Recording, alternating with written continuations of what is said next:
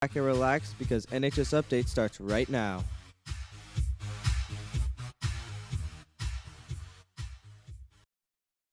Mustangs and happy 8th grade step-up day. I'm Adeline Janed. And I'm Stephen Allinger. Let's get started with some announcements. Today is the primary election day for Student Council. Make sure to vote for your class officers. Also, there will be a meeting today at 6 p.m. in the GSU for students enrolled in a foreign language and interested in going on a trip to Italy. See Ms. Holmes with any questions.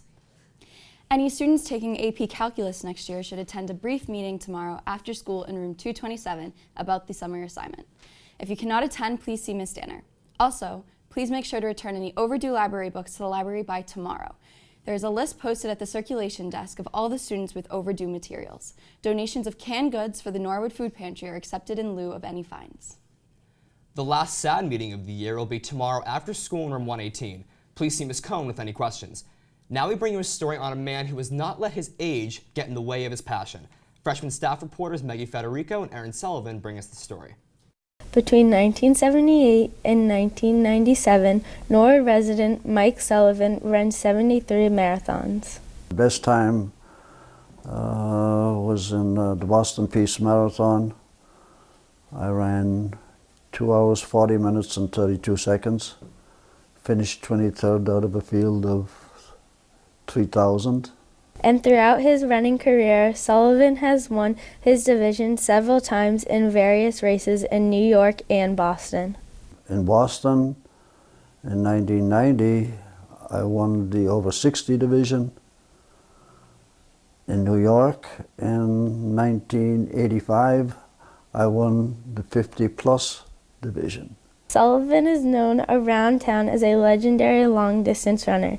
And while he spent most of his 89 years in Norwood, he grew up in Carnarvon County, Kerry, Ireland. He immigrated to the United States in his mid-20s. We moved to Norwood in '73. I started to put on a few pounds and I decided to run. I used to go to the Norwood High to the track up there, and that's where I started. Sullivan ran his first marathon at age 48 and never looked back from there. He says the training he did to get ready for a 26-mile race was always intensive. You have to do some serious mileage. I averaged roughly around 75 miles a week. Some of those miles included his run home from work. I never ran to work because I had to work that day and I didn't want to be too tired. The boss wouldn't like if I had to go for a nap or something like that. But usually I got through work at 4:40. I'd run from Kenmore Square to Norwood, which was 22 miles. Mike's wife, Teresa, says supporting his running became a family affair, often organizing a greeting party at the finish line. We were always out supporting him, and all the kids came too. And after the races, they always supplied juice, donuts, and other little things. And after years of watching Mike run marathons, she felt inspired to write a poem. I'll just give you a couple of lines. And it said, when Mike Sullivan runs the marathon, he's always ever ready. He gives advice to running friends, now go out nice and steady. For if you don't, you'll surely pay, and then you lose the well upon the 20-mile mark on the famous Heartbreak Hill. Sullivan's running experience has given him a lot of perspective on being a high-profile athlete. He says patience is a key factor because success rarely comes easy. Everything is progression. You don't get better overnight. It comes over a period of time, so you have to put in your training. And what you put into it, you get out of it. And after a lifetime of putting in everything he had, Mike Sullivan has surely secured his legacy as a marathon runner and a Norwich sports legend. Reporting for Mustang Magazine, I'm Maggie Federico. Thanks, ladies. For more stories like that, be sure to check out the most recent edition of Mustang Magazine. Now for some more announcements. There's a brief meeting after school today in room 312 for any students taking AP Chemistry next year. See Ms. Lemieux with any questions. Any student taking AP Urine next year should stop by room 328 to get the summer work. See Mr. Andela with any questions. There will also be a meeting tomorrow after school in room 323 for any students taking civics next year.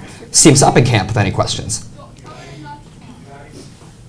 Any students taking Spanish 3 honors or Spanish 5 honors or college levels next year will be added into a Google Classroom to receive the summer work by Thursday. See Mrs. Kelly or Ms. Kaplan with any questions. Now let's send it over to Renee Babineau with your sports update.